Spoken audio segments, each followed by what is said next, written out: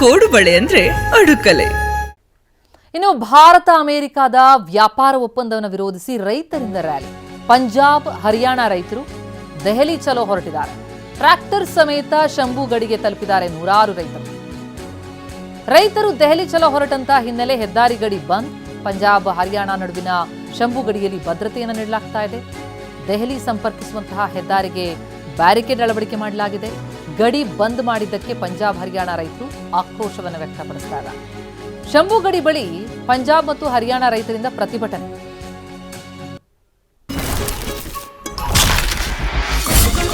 ಸಾಂಪ್ರದಾಯಿಕ ರೆಸಿಪಿ, ಮತ್ತಷ್ಟು ಬೇಕೆನಿಸುವ ರುಚಿ. ಕೋಡುಬಳೆ ಅಂದ್ರೆ ಅಡುಕಲೆ.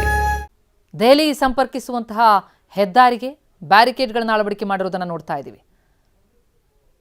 ಭಾರತ ಅಮೆರಿಕ ಒಪ್ಪಂದ ಏನಿದೆ, ವ್ಯಾಪಾರ ಒಪ್ಪಂದ, ಅದು ರೈತರ ಪಾಲಿಗೆ ಮಾರಕ ಅನ್ನುವಂಥದ್ದು ಈ ಪಂಜಾಬ್ ಮತ್ತು ಹರಿಯಾಣ ಭಾಗದ ರೈತರ ನಿಲುವು. ಆ ಹಿನ್ನೆಲೆಯಲ್ಲಿ ಆ ಒಪ್ಪಂದವನ್ನು ವಿರೋಧಿಸಿ ಈಗ ದೆಹಲಿ ಚಲೋ ಹೊರಟಿದ್ದಾರೆ. ಆದರೆ ದೆಹಲಿ ಗಡಿಯಲ್ಲೇ ಅವರನ್ನು ತಡೆಯುವಂತಹ ಪ್ರಯತ್ನವಾಗಿ ಟ್ರ್ಯಾಕ್ಟರ್ ಸಮೇತ ಶಂಭು ಗಡಿಗೆ ತಲುಪಿದಂತಹ ನೂರಾರು ರೈತರು ಮುಂದೆ ಸಾಗದಂತೆ ಹೆದ್ದಾರಿ ಗಡಿ ಬಂದ್ ಆಗಿದೆ. ಪಂಜಾಬ್ ಹರಿಯಾಣ ನಡುವಿನ ಶಂಭು ಗಡಿಯಲ್ಲಿ ಹೆಚ್ಚಿನ ಭದ್ರತೆ, ದೆಹಲಿ ಸಂಪರ್ಕಿಸುವಂತಹ ಹೆದ್ದಾರಿಗೆ ಬ್ಯಾರಿಕೇಡ್ ಅಳವಡಿಕೆ, ಈ ಎಲ್ಲ ಕ್ರಮಗಳನ್ನು ಕೈಗೊಳ್ಳಲಾಗ್ತಾ ಇದೆ.